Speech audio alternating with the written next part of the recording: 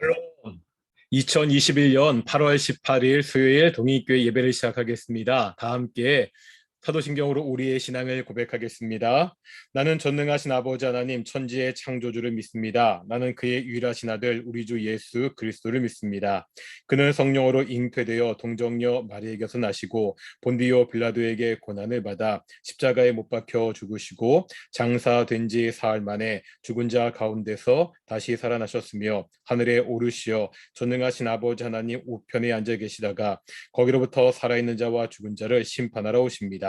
나는 성령을 믿으며 거룩한 공교회와 성도의 교제와 죄를 용서받는 것과 몸의 부활과 영생을 믿습니다. 아멘. 함께 찬양하시겠습니다. 찬송가 342장입니다. 찬송가 342장 함께 찬양하시겠습니다.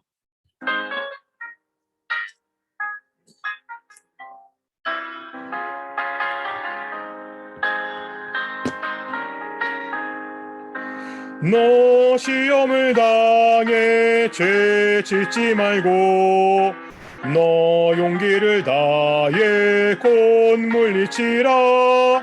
너 시험을 이겨 새 힘을 얻고 주 예수를 믿어 늘 승리하라. 우리 구주의 힘과 그의 위로를 빌라. 주님 내 편에 서서 항상 도우시리. 내 친구를 삼가 잘 선택하고 너 언행을 삼가 늘 조심하라. 너 열심을 다해 늘 충성하고 온 정성을 다해 주 봉사하라. 우리 구주의 힘과 그의 위로를 빌라. 주님 내 편에 서서 항상 도우시리. 잘 이기는 자는 상 받으리니 너 낙심치 말고 늘 전진하라. 내 구세주 예수 힘 주시리니 주 예수를 믿어 늘 승리하라. 우리 구주의 힘과 그의 위로를 빌라. 주님 내 편에 서서 항상 도우시리. 기도하겠습니다.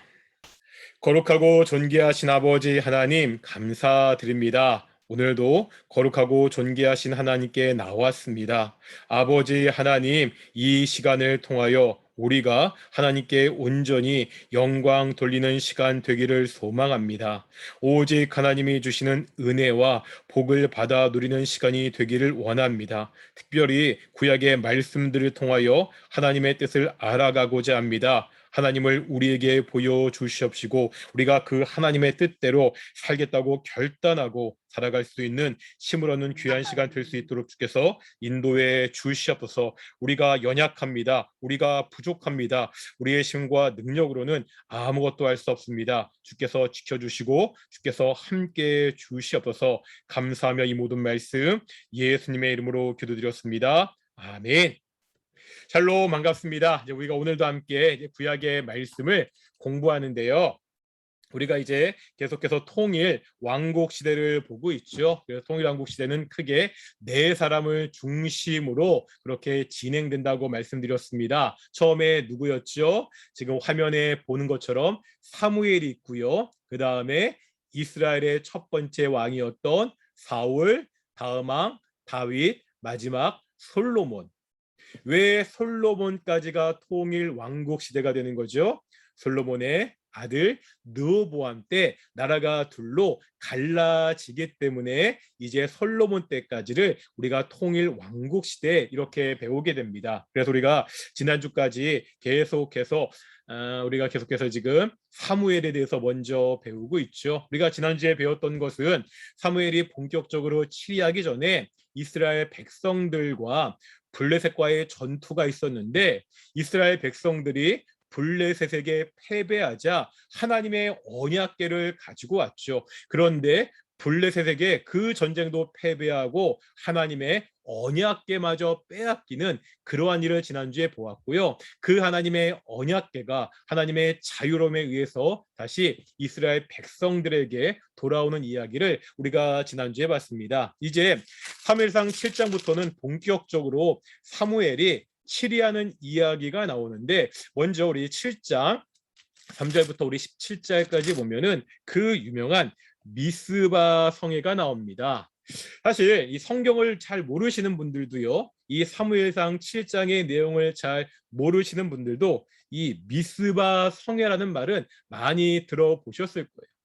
요즘은 그런 거 잘 없는데, 예전에는 길거리 가다도 이렇게 뭐 그 교회에서 하는 커다란 집회, 뭐 기독교 연합에서 하는 그 집회 같은 그 포스터들을 붙여놨는데, 거기에 보면은 뭐 미스바 성회, 미스바 대각성 집회, 이 미스바라는 이름을 딱 앞세우고 했던 굉장히 큰 뭐 모임들이 있었습니다. 바로 그것이 오늘 보게 될 사무엘상 7장에 있던 사건 때문에 이 미스바가 굉장히 중요한 상징을 가지게 되었는데요. 우리 한번 보도록 할까요? 먼저 한번 7장 3절 보겠습니다.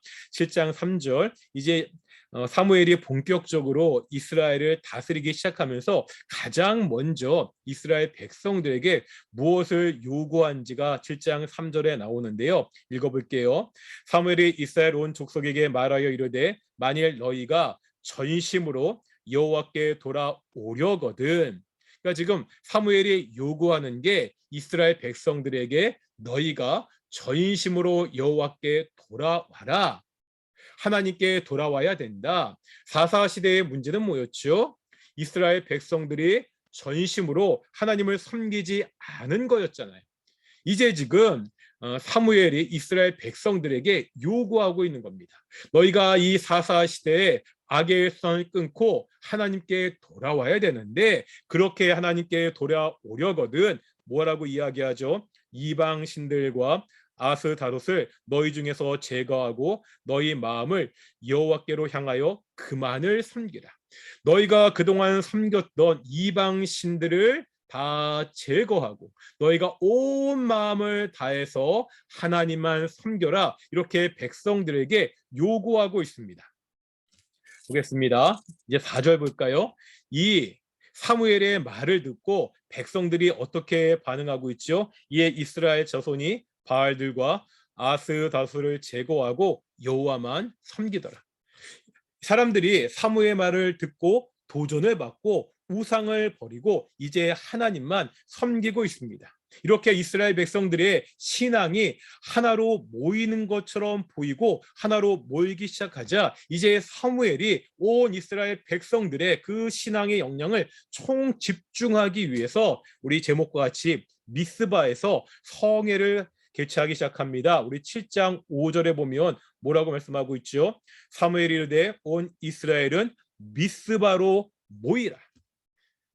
온 이스라엘 백성들을 미스바로 모이라고 하는 거예요. 그러면서 내가 너희를 위하여 여호와께 기도하리라. 이제 사무엘이 온 이스라엘 백성들을 다 미스바로 모아놓고 내가 너희를 위하여 하나님께 기도할 것이다. 너희가 우상 모든 신들을 버리고 하나님만 섬기기로 결단했는데 그 신앙을 위해서 내가 너희를 위해서 기도할 것이다. 그렇게 이야기하자. 6절 보겠습니다. 백성들이 어떻게 반응하죠? 미스바에 모여서요, 물을 길어서 하나님 앞에 붓고 온종일 금식하고. 그러니까 지금 사무엘이 백성들을 모아서 미스바에 모아서 내가 너희를 위하여 온종일 기도할 것이다, 그렇게 이야기하자 이 사무엘의 말에 백성들이 반응하기 시작합니다. 백성들이 함께 모여서 그냥 그 사무엘이 기도하는 것을 구경하는 것이 아니라 그들도 금식하며 6절에 보면 뭐라고 이야기하죠? 이르되 우리가 여호와께 범죄하였나이다. 미스바에서 이스라엘 백성들이 자신의 죄를 회개하고 있습니다. 종교 지도자였던 사무엘이 미스바의 백성들을 모이게 하고 백성들은 그와 함께 하나님 앞에서 금식하며 자신들의 죄를 회개하고 있습니다. 말 그대로 이스라엘 백성들 가운데 대각성이 이루어지고 있는 거죠. 어떻게 보면 이 미스바의 대각성이 장차 왕국 시대를 열 수 있는 그러한 기반이 된다고도 볼 수 있습니다. 이제 사사 시대에 하나님을 배신하고 하나님을 거역했던 그 악의 고리가 이 미스바의 대성회를 통해서 한번 깨지고 한번 끊어지게 됩니다. 물론 곧장 이스라엘 백성들이 실수합니다. 잘못합니다. 실수하고 잘못한다고 이 미스바 성회가 의미 없는 것이 아니라 그래도 한번 과거의 죄에서 단절하고 이제 이스라엘 백성들이 새롭게 나아가겠다고 하나님께 결단하는 것이 이 미스바 성회였습니다. 그래서 이런 의미로 그러니까 교회에서는 어떠한 우리 성도들의 어떠한 그 영적인 대각성을 위해서 특별한 집회를 할 때 이 의미를 살라서 미스바 성회, 미스바 대각성 집회 이런 타이틀을 가지고 이렇게 우리가 집회를 하는 것을 볼 수가 있습니다. 너무 멋있잖아요. 너무 좋잖아요. 그동안 하나님을 떠나 있던 온 이스라엘 백성들이 이제 하나님께 모여서 뜨겁게 회개하고 뜨겁게 기도하고 금식하고 있습니다. 그러면 우리가 상식적으로 생각해 보면 막 하나님의 축복이 와야 되잖아요. 이제 내가 죄에서 돌이켜 하나님께 돌아왔으니까 정말 이스라엘 백성들 가운데 좋은 일만 생겨야 될 것 같습니다. 그런데 보실까요? 이렇게 이스라엘 백성들이 미스바에 모여서 하나님께 회개하고 기도할 때 어떤 일이 벌어지죠? 7절 보겠습니다. 사무엘상 7장 7절에 뭐죠? 이스라엘 자손이 미스바에 모였다 함을 블레셋 사람들이 듣고, 그러니까 이쯤 이스라엘 백성들이 미스바에 다 모였는데 그 소식을 누가 들었어요? 블레셋 사람들이 들었습니다. 아니 지금 이스라엘 백성들이 영적인 대각성 집회를 하고 있잖아요. 이 이야기를 블레셋 사람들이 들었으면 하나님이 특별하게 블레셋 사람들의 마음을 역사해서 이들이 신앙으로 하나가 됐다는 소식을 듣고 벌벌 떨었더라. 블레셋 사람들이 더 이상 이스라엘 백성들을 침략할 마음을 다 버렸더라. 이렇게 이야기가 진행되면 좋은데 7장 7절 다시 보실까요? 블레셋 사람들이 듣고 뭐하고 있죠? 그들의 방백들이 이스라엘을 치러 올라온지라. 그렇잖아도 이스라엘 백성들과 한번 붙으려고 했는데 그 사람들이 미스바에 다 모였다함을 듣고서요. 혹시 착각했을 수도 있겠죠. 아, 이들이 우리와 전쟁하려고 모였구나. 정확한 이유는 모르겠지만 이스라엘 백성들이 미스바에 모였다는 소식을 듣고 블레셋이 그 이스라엘 백성들을 지금 치러 올라오고 있습니다. 아니, 온 마음을 다해서 하나님께 회개하고 하나님께 돌아왔는데 좋은 일이 생기는 것이 아니라 오히려 적의 침략이 있습니다. 블레셋은 강국이었습니다. 우리 앞에서 봤잖아요. 이스라엘 백성들이 블레셋과의 전쟁에서 패배했으니까. 그러니까 당연히 지금 이스라엘 백성들은 그 소식을 듣고 두려워하게 됩니다. 그런데 여기에 차이가 있습니다. 우리가 앞에서 언약궤를 빼앗길 때는 어땠다고 말씀드렸죠? 블레셋과의 전쟁에서 패배했습니다. 패배하자 이스라엘 백성들이 뭐 했죠? 언약궤를 가지고 왔습니다. 이스라엘 백성들은 자신들이 전쟁에서 왜 졌는지 이유를 알고 있습니다. 이유가 뭐였습니까? 아, 하나님이 지게 하셨다. 하나님이 없어서 우리가 졌구나. 그 이유를 알고 있었는데 그 해결 방법으로 언약궤를 가져왔어요. 물론 언약궤가 하나님의 임재의 상징은 맞지만 그들은요 언약궤를 통해서 자기들 마음대로 하나님을 이용하려고 했습니다. 언약궤는 가지고 왔지만 그들의 행동에는 정말 하나님이 우리의 대장 되시고 우리의 왕이 되시고 우리를 승리하게 하신다는 그 신앙 고백이 없이 그냥 형식적으로 언약궤를 가져온 것뿐이에요. 왜요? 과거에 언약궤를 앞세우면은요 요단강도 갈라졌고 여리고성도 무너졌거든요. 마치 언약궤를 주술적인 물건처럼 사용하는 거예요. 하나님의 임재의 상징인 언약궤를 가지고 왔지만 그것은 그들의 신앙 고백이 아니라 또 다른 우상 숭배라고 말씀드렸습니다. 그런데 이번엔 다릅니다. 미스바 성회가 그들의 신앙, 하나님께 대한 태도를 바꿔놨습니다. 두려워하는 건 똑같아요. 블레셋이 쳐 들어온다는 그 이야기를 듣고 이스라엘 백성들이 두려워하는데 8절 보겠습니다. 8절에 보면 백성들이 뭐라고 이야기하죠? 이스라엘 자손이 사무엘에게 이르되 당신은 우리를 위하여 우리 하나님 여호와께 쉬지 말고 부르짖어 우리를 블레셋 사람들의 손에서 구원하시게 하소서 하니 사무엘에게 기도를 요청하고 있습니다. 그들이 열심히 금식하고 회개했는데 이제 그 위험이 닥치니까 다시 그 문제를 가지고 누구 앞에 나아가는 거예요? 그냥 자기들 보기 편하게 언약궤만 가지고 오면 우리가 승리할 수 있구나. 자기들 마음대로 하나님을 판단하는 것이 아니라 이 상황에서 자기들이 벗어날 수 있는 방법은 블레셋의 공격에서 자신들이 승리할 수 있는 방법은 오직 하나님 한 분뿐이라는 사실을 알고 그것을 위하여 사무엘에게 우리를 위하여 여호와께 기도해 달라고 기도를 부탁하고 있습니다. 그냥 언약궤라는 상징을 가지고 우상 숭배를 하는 것이 아니라 정말로 간절하게 하나님의 도움을 구하고 있습니다. 이 말을 듣고 사무엘이 하나님께 번제를 드리고 하나님께 기도하자 10절입니다. 사무엘이 번제를 드릴 때 블레셋 사람이 이스라엘과 싸우려고 가까이 오매. 그러니까 번제를 드릴 때도 여전히 블레셋은 지금 가까이 오고 있습니다. 이스라엘 백성들이 사무엘을 위해서 사무엘에게 하나님께 기도해 주세요. 그러니까 블레셋이 물러간 것이 아니라 사무엘이 번제를 드릴 때도 여전히 적들은 이스라엘 백성들을 치려고 막 가까이 왔는데 그날에 여호와께서 블레셋 사람에게 큰 우레를 발하여 그들을 어지럽게 하시니 그들이 이스라엘 앞에 패한지라. 누가 일하시는 거죠? 하나님께서 일하고 계십니다.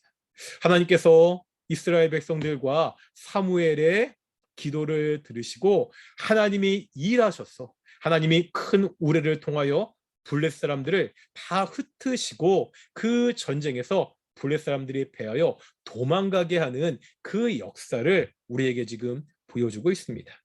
이것이 앞서 언약궤를 빼앗길 때의 상황과 지금 미스바에서 이스라엘 백성들이 블레셋을 이길 때와의 차이입니다. 차이는 뭐죠? 형식적인 믿음, 형식적인 신앙을 가지고 있느냐, 아니면 정말로 하나님을 믿고 의지하고 하나님을 간절히 찾느냐, 거기에 차이가 있는 것을 우리가 볼 수 있습니다. 마찬가지인 것 같습니다. 우리 인생을 살면서 어려움과 문제는 항상 있습니다. 코로나19 때문에 교회도 어렵고요. 우리 가정들도 어려움을 겪는 가정들이 있을 수 있습니다. 코로나19가 아니더라도 가정 내 여러 가지 어려운 문제들이 항상 있을 텐데 우리가 그 어려움 앞에서 어떻게 대처해야 됩니까? 그냥 형식적인 믿음, 형식적인 신앙, 형식적인 기도가 아니라 이 문제와 이 어려움을 해결할 수 있는 분은 오직 하나님뿐이라는 이 신앙 고백을 가지고 하나님께 간절히 기도할 때 하나님께서 그 문제에 개입하셔서 그 문제를 해결해 주십니다. 이스라엘 백성들이 블레셋과 승리한 다음에 거기에서 돌을 취하죠. 12절에 보면 미스바와 센 사이에서 큰 돌을 세워서 그 돌의 이름을 이렇게 부르고 있죠. 그 이름을 에벤 에셀. 우리 12절에 보면 무슨 뜻이라고요? 여호와께서 여기까지 우리를 도우셨다. 하나님이 이 전쟁 가운데 우리를 도우셔서 승리하게 하셨다. 이 신앙의 기념비, 이 승리의 기념비가 에벤에셀입니다. 우리 동익교회 가운데도 이 에벤에셀의 기념비가 날마다 그렇게 생겨나기를 소망합니다. 어려움이 없는 것이 아니라 문제가 없는 것이 아니라 어떤 어려움과 어떤 문제 가운데도 우리가 정말로 하나님을 의지하고 기도하고 하나님이 그 문제에 개입하심으로 우리가 그 문제가 해결되는 것을 지켜보고 그것에 감사하여 에베넷이라고 기념비를 세울 수 있는 우리 동인교회와 우리 동인교회 모든 성도들의 가정이 되기를 축원합니다. 이렇게 해서 이제 사무엘이 본격적으로 이스라엘 백성들을 치리하고 있는데요. 이렇게 7장에서 이스라엘 백성들의 놀라운 신앙의 모습을 보았잖아요. 그런데 역시 연약합니다. 또 8장에 가면 이스라엘 백성들의 그 신앙의 연약한 모습을 보여주고 있습니다. 8장 1절부터 22절에 보면 이스라엘 백성들이 하나님께 왕을 요구하는 그러한 그 장면이 나옵니다. 사실 뭐 학자들 간에 뭐 여러 가지 이야기들이 있습니다. 그래서 이 사무엘상을 분석할 때 친왕조 본문, 반왕 본문. 그래서 어떠한 그 본문들을 읽어보면 이스라엘 백성들 가운데 왕이 세워지는 것을 찬성하는 것처럼 보이기도 하고, 또 어떠한 본문들을 읽어보면 이스라엘 가운데 왕이 세워지는 것을 좀 반대하는 것 같은 그런 본문도 좀 나오기도 하는데, 우리가 지금 학자들 간의 그런 논쟁을 소개하는 것이 아니라 이 백성들이 왕을 요구하는데 그것이 무엇이 문제이고 그 백성들의 생각이 어디가 잘못됐는지를 한번 볼 텐데요. 사실요, 이스라엘의 왕이 세워지는 것, 그것 자체가 잘못된 것은 아닙니다. 왜 그렇죠? 우리가 한번 앞에서 여러 차례 봤죠. 신명기 17장에 보면 이미 이스라엘의 왕에 대한 규례가 나오는 것을 볼 수 있습니다. 하나님도 이미 이스라엘 백성들 가운데 왕이 세워질 것을 아시고 전제하고 그들에게 왕을 세우려면 이런 왕을 세워라. 왕이 세워지면 이런 왕이 되어라. 왕의 규례를 말씀하시거든요. 심지어 신명기는요, 이스라엘 백성들이 가나안 땅에도 들어오기 전에, 그러니까 지금 광야에서 광야 생활을 마무리하고 모압 평야에서 저 가나안 땅을 바라보면서 주어진 말씀이잖아요. 가나안 땅을 정복하기도 전에 이미 그 땅을 정복할 것을 전제로 하시면서 이제 너희 가운데 왕을 세우려거든 하면서 왕에 대한 규례를 주십니다. 그런데 8장을 쭉 읽어보면 사무엘은 이 백성들이 왕을 요구하는데 그 요구에 대해서 굉장히 부정적인 반응을 보이는 것을 볼 수가 있습니다. 왜 사무엘이 백성들이 왕을 요구할 때 그렇게 부정적인 반응을 보였죠? 문제가 뭐냐면 백성들이 원한 왕, 그것 자체에 문제가 좀 있었기 때문입니다. 8장 5절 보실까요? 8장 5절입니다. 그에게 이르되 보소서 당신은 늙고 당신의 아들들은 당신의 행위를 따르지 아니하니. 좀 어떤 상황이냐면요, 사무엘이 늙었어요. 근데 사무엘의 아들들은 똑바르지 못했습니다. 그러니까 백성들은 불안한 거예요.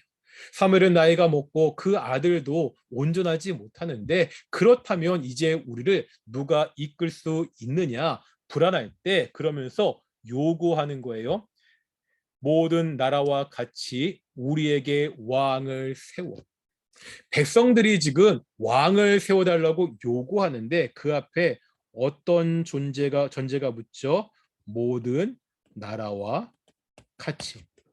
8장 20절입니다. 8장 20절입니다. 우리도 다른 나라들과 같이 되어.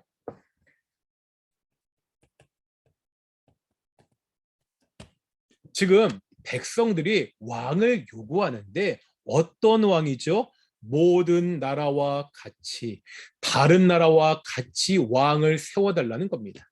이것이 단순히 다른 나라에도 왕의 제도가 있으니까, 모든 나라의 왕의 제도가 있으니까 우리나라에도 그 나라들과 같이 왕이 있었으면 좋겠다, 이런 차원의 문제가 아닙니다. 8장 20절 계속해서 보면 우리도 다른 나라와 같이 우리의 왕이, 여기까지는 좋은데 그 다음 뭐라고 말하고 있죠? 우리를 다스리며 우리 앞에 나가서 우리와 싸워야 할 것이니이다 하는지라.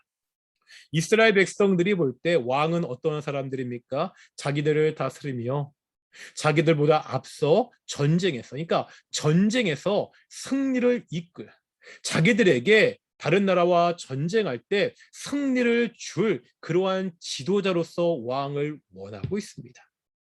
그런데 지금 이스라엘 백성들이 잊고 있는 것은 뭐지요? 이렇게 이야기하면서 그들이 지금 알지 못하는, 잊어버리는 사실은 뭐죠? 우리가 7장에서 봤잖아요. 블레셋과의 전쟁에서 블레셋이 쳐들어왔을 때 그들을 물리치고 그들을 승리케 했던 것은 누구셨습니까? 하나님이셨습니다. 이스라엘 백성들이 뛰어나서 이스라엘 백성들 가운데 사무엘이 전쟁으로 뛰어난 능력이 있는 그러한 군사 지도자여서 승리한 것이 아니라 하나님이 그들 가운데 개입하시고 하나님이 앞서 싸우셨기 때문에 전쟁에서 승리할 수 있었습니다. 그런데 이스라엘 백성들은 지금 이 사실을 잊고 있는 거예요. 다른 나라와 같이 우리를 다스릴 왕, 이미 이스라엘에는 이스라엘을 다스리는 왕이 계셨습니다. 누구죠? 하나님입니다. 이미 이스라엘에는 전쟁에서 앞서 나가 그러니까 적들을 물리칠 왕이 있었습니다. 누구십니까? 하나님이십니다. 그런데 이 사실을 잊고 다른 나라와 같이 자기를 다스릴, 자기들을 위하여 싸울 그러한 왕을 요구하고 있는 거예요. 이게 문제라는 거예요. 이게 잘못되었다는 겁니다. 그렇기 때문에 사무엘은 그 문제를 지적하면서 이스라엘 백성들의 요구가 신앙적으로 얼마나 잘못된 것인지를 그렇게 이야기하고 있습니다. 한번 12장 25절 보실까요? 12장 25절 보시면은요. 이게 나중에도 보겠지만 그 사무엘의 마지막 말이거든요. 그러니까 사울을 왕으로 세운 다음에 사무엘이 그 이스라엘 백성들이 하는 마지막 말인데 25절 12장 25절 읽겠습니다. 만일 너희가 여전히 악을 행하면 너희와 너희 왕이 다 멸망하리라. 사울을 왕으로 세웠거든요. 그렇게 세운 다음에 지금 사울이 마지막으로 백성들에게 경고하고 있는 거죠. 왕을 세웠지만 너희가 악을 행하면 너희와 너희 왕이 다 멸망하리라. 왕이 이스라엘을 다스리는 것이 아닙니다. 왕이 승리하게 하는 거예요. 승리하게 하는 것이 아닙니다. 이스라엘의 진정한 왕은 누구시라는 거예요? 하나님이시라는 거죠. 왕을 세웠는데 이스라엘 백성들과 왕이 이 사실을 잊고 하나님을 거역하고 하나님께 악을 행하면 왕이 세워졌어도 하나님께서 그 왕도 멸망케 할 것이고 너희 백성들도 멸망케 할 것이다. 그렇게 하나님이 지금 말씀하는 것을 우리에게 보여주고 있습니다. 결국 이스라엘 백성들의 문제는 뭐라고요? 지금 문제는 왕을 요구한 그것 자체가 문제가 아니라 다른 민족과 다른 열방과 같은 왕을 요구했다는 것. 지금도 하나님이 우리를 다스리는 왕이 되신다는 사실을 잊고 있는 것, 이것이 문제였습니다. 사사시대도 마지막에 그렇게 끝나잖아요.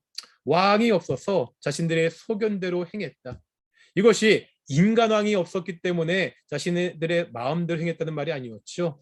하나님이 왕 되신 것을 잊었기 때문에 자기 마음대로 행했다는 것을 사사기는 보여주고 있고 이 또 왕을 요구하는 본문에서 다시 한번 우리에게 보여주고 있습니다. 하지만 결국 이스라엘 가운데 점점 나라가 확장되고 이제 점점점 백성들이 많아지게 되면 왕이라는 제도는 필요합니다. 그래서 이제는 왕을 세우게 되는데 그래서 사무엘상 9장부터 쭉 보면 드디어 첫 번째 왕 사울왕에 대한 이야기가 나오고 있습니다. 그런데 좀 재미난 게 있습니다. 첫 번째 왕이잖아요. 그럼 뭔가 엄청난 사람이 좀 왕이 돼야 되지 않습니까? 그러니까 세종대왕이 그 처음에 한글을 창제하고 지었던 책이 있죠. 혹시 기억나세요? 용비어 천가입니다. 이 내용이 뭔지 아십니까?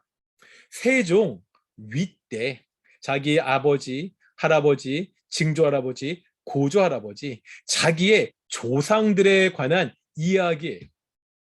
이게 무슨 말입니까? 이 용비어 천가에 보면 그 자기의 조상들이 뭐 예를 들어서 뭐 이정기가 태어날 때 하늘에서 어떠한 징조가 있었고, 그러니까 이게 뭘 강조하고 싶은 거냐면요, 태정 태세, 그러니까 세종이 조선의 4대 왕이었잖아요.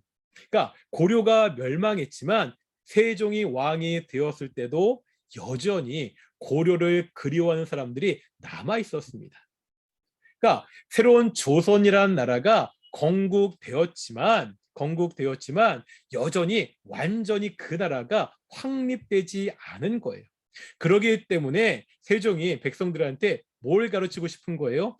우리 조상 때부터 이미 하늘이 우리를, 그러니까 이씨 자신들의 가문을 왕의 가문으로 점지했다는 거예요. 태어날 때 막 용이 구름 가운데 막 신비하게 나오고, 그러니까 지금 이씨가 조선의 왕이 된 것이, 조선이란 나라가 세워진 것이 이미 하늘에서 정한 하늘의 뜻이다, 천지신명의 뜻이다. 그러니까 나를 비롯해서 우리의 조상들은 이미 하늘이 왕으로 점지한 특별한 사람들이라, 그것을 강조하기 위해서 이 용비어 천가를 썼습니다. 사실 우리 신라 시대나 그럴 때 왕에 대한 것을 보면은요, 좀 특이하게 태어나잖아요. 사람인데 엄마 뱃속에서 태어나지 않고 알에서 태어나고, 뭔가 이게 다른 걸 보여주는 거죠. 이런 이유가 뭐죠? 이 사람은 날 때부터 특별한 사람이다, 본래 왕이 될 만한 제목이다, 그러니까 그거를 보여주는 거거든요. 지금 이스라엘의 첫 번째 왕이잖아요. 하나님의 백성, 하나님이 이 땅에 세우신 하나님의 나라의 첫 번째 왕입니다. 그러면은 얼마나 대단하고 얼마나 엄청난 사람이 왕이 되어야 됩니까? 그런데 첫 번째 왕이 된 사울은, 우리가 일반적인 시각, 세상의 시각으로 보면 그렇게 특별한 사람이 아니었습니다. 한번 9장 21절 보실까요? 9장 21절입니다. 그러니까 사무엘이 사울에게 네가 왕이 될 것이다 그렇게 이야기하니까 사울이 자기를 어떻게 평가하냐면, 사울이 대답하여 이르되 나는 이스라엘 지파의 가장 작은 지파 베냐민 사람이 아니니까, 또 나의 가족은 베냐민 지파 모든 가족 중에 가장 미약하지 아니하나이까, 당신이 어찌하여 내가 이같이 말씀하시나이까 하니. 무슨 말이죠? 사울은 왕에 대한 욕심이 없었습니다. 아니, 욕심이 아니라 꿈도 생각도 못했죠. 자기의 출신을 보니까 이스라엘에 여러 지파가 있었는데 힘이 있는 지파도 아니었습니다. 그 지파 중에서 가장 약한 베냐민 지파였고, 그 베냐민 지파에서도 자기의 가문을 보니까, 자신의 집안을 보니까 가장 약한 집안이에요. 그러니까 자기가 스스로를 봤을 때, 사울이 자기 인식을 할 때 자기는 도무지 왕이 될 그러한 제목이 아니었습니다. 심지어 이제는 결국 그 사울이 사무엘에게 기름 부음을 받아서 왕으로 세워지잖아요. 그때 사울이 뭐 하다가 사무엘을 찾아가서 기름 부음을 받죠? 사울이요, 뭔가 대단한 신앙적 결단을 하고, 내가 하나님의 뜻대로 살겠다, 내가 하나님의 사람 사무엘에게 가서 정말 말씀을 열심히 배워서 하나님의 뜻대로 살아가는 그런 신앙인이 되겠다, 그런 결단을 가지고 사무엘을 찾아간 게 아니죠. 이유가 뭐죠? 아버지가 나귀를 잊어버렸는데 그 나귀를 찾다가 못 찾은 거예요. 그런데 사무엘이 특별한 하나님의 선견자라고 이야기하니까 그 사무엘을 찾아가면 혹시나 아버지가 잃어버린 나귀를 찾을 수 있을까 해서 사무엘을 찾아간 거예요. 이스라엘의 왕의 첫 번째 왕에 등장하는데, 그 등장하는 모습이 열심히 기도한다거나 열심히 뭔가 자기 수련을 위해서 열심히 훈련하는 거나 그런 모습을 보여주는 것이 아니라, 아버지가 잃어버린 나귀를 찾는 그것이 첫 번째 모습으로 나타나고 있습니다. 그리고 자기가 생각할 때도 자기는 너무나 형편없고 아무것도 아닌 인물입니다. 그래도요, 사무엘이 사울에게 기름을 붓거든요. 하나님이 선택한 사람이니까, 그래가지고 그것을 받고도요, 사울은 그것을 감당하지 못합니다. 그래서 보겠습니다. 우리 한번 10장 보실까요? 우리 10장 보실까요? 10장 22절입니다. 10장에 보면 사울이 이제 이스라엘 백성들의 지파들을 다 모아놓고 제비 뽑기라는 방법을 통해서 12지파 중에서 한 지파를 골라내고 그 지파에서 가문을 골라내고 이렇게 제비 뽑기를 통해서 얘는 결국 누가 왕이 될지 그렇게 정해나가는 과정인데, 우리 22절 보실까요? 그러므로 그들이 또 여호와께 묻되 그 사람이 여기 왔나이까? 여호와께서 대답하시되 그가 진보따들 사이에 숨었느니라 하셨더라. 그렇게 해서 제비를 뽑아서 지금 사울이 뽑혔거든요.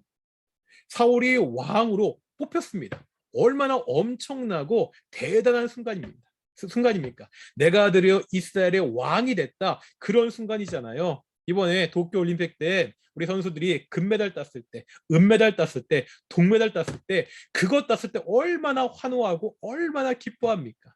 그런데 이거는 뭐 금메달, 은메달, 동메달의 차원이 아니라 한 나라의 왕이 되는 거잖아요. 얼마나 엄청난 일이고 얼마나 기쁜 일이에요. 그런데 지금 그럴 때 사울은 뭐 하고 있다고요? 진보다리에 숨어 있습니다. 도저히 이것을 자기가 감당할 수 있는 능력이 안 된다는 것을 알고 있다는 거예요. 왕이 된다는 것이 언감생심, 꿈도 꾸지 못하는 그러한 일이라는 것을 사울 자신이 너무나 잘 알고 있습니다. 내가 얼마나 왕이 될 만한 자격이 없는 사람인지를 사울은 너무나 잘 알고 있습니다. 이렇게 뽑힌 사울을 보고 사람들이 어떻게 반응합니까? 어떤 사람들은 야, 대단하다, 잘됐다 그렇게 반응하지만 10장 27절에 보면 어떤 불량배는 이르되 이 사람이 어떻게 우리를 구원하겠느냐 하고 멸시하며, 어떤 사람들은 사울을 멸시하는 거예요. 야, 저거 베냐민 지파, 저거 아무것도 아닌 가문, 저거 사울 아니야? 아니 지금 왕이 된 게 무서워서 진보다리에 숨어 있잖아. 아니 어떻게 저런 사람이 우리의 왕이 될 수 있어? 아니 어떻게 저런 사람이 우리를 구원할 수 있어? 이렇게 사울을 무시하는 장면을 볼 수 있습니다. 우리가 지난번에 이공시 배운 거 기억나시죠? 성공의 1차 방정식 Y가 그 성공의 척도였죠. 여기서 A는 개인의 능력, B는 그 상황과 주변의 그 어떤 갖고 있는 배경이라고 말씀드렸습니다. 이 개인의 능력을 보면 사울을 보겠습니다. 사울의 개인의 능력 A를 보면 사울은 정말 왕이 될 만한 특별한 조건이나 능력을 가진 사람이 아니었습니다. 심지어 자기도 그것을 확신하지 못하는 거예요. 그러니까 개인의 능력이나 개인이 가지고 있는 것도 굉장히 낮아요. B, 배경, 집안도요, 별 볼 일 없었습니다. 사람들도요, 사울을 무시했습니다. 그러니까 만약에 Y가 그냥 A 플러스 B, 성공이라는 것이 그냥 개인의 능력과 그 사회적 배경으로 이루어지는 것이라고 생각한다면 사울은 절대 왕이 될 만한 아무런 조건을 가지지 못했습니다. 그런데 사울이 왕이 되고요. 우리가 다음 주에 보겠지만 빛나는 승리를 거두게 됩니다. 어떻게 사울이 왕이 됐고 어떻게 빛나는 승리를 거두게 되었는지, 이렇게 왕이 되는 것이 무서워서 진보다리에 숨어 있고 그냥 아버지가 잃어버린 나귀를 찾다가 기름 부음을 받고 사람들은 다 무시하는 이랬던 사울이 어떻게 왕으로서 그 자리를 하나씩 왕으로서의 자질을 채워나가는지를 우리가 다음 주에 그것을 자세하게 한번 보도록 하겠습니다. 오늘은 여기까지 하고요. 제가 기도하겠습니다. 거룩하고 존귀하신 아버지 하나님 감사드립니다. 오늘 하나님 말씀을 통해서 우리가 어떻게 살아가야 되는지를 알게 하심을 감사드립니다. 하나님, 우리가 미스바 성의 모습을 보았습니다. 우리가 하나님의 뜻대로 살더라도 우리에게 어려움과 우리에게 문제가 있는 것을 알고 있습니다. 어떤 어려움과 어떠한 문제 가운데서도 우리가 오직 하나님을 의지하고 하나님께 기도할 수 있도록 인도하여 주시옵소서. 내 심과 내 능력을 의지하지 않고 오직 하나님을 바라보는 귀한 동인의 성도들이 될 수 있도록 인도하여 주시옵소서. 그래서 결국 우리가 매일매일 삶 가운데 에벤에셀의 기념비가 세워질 수 있도록 인도해 주셔서 감사함의 이 모든 말씀 예수님의 이름으로 기도드렸습니다. 아멘. 주기도문 하시겠습니다. 하늘에 계신 우리 아버지, 아버지 이름을 거룩하게 하시며 아버지 나라가 오게 하시며 아버지의 뜻이 하늘에서와 같이 땅에서도 이루어지게 하소서. 오늘 우리에게 이루어질 양식을 주시고 우리가 우리에게 잘못한 사람을 용서하여 준 것 같이 우리 죄를 용서하여 주시고 우리 시험에 빠지지 않게 하시고 악에서 구하소서. 나라와 권능과 영광이 영원히 아버지의 것입니다. 아멘. 이것을 마치겠습니다. 건강하시고요. 우리 다음 주에 뵙도록 하겠습니다. 샬롬.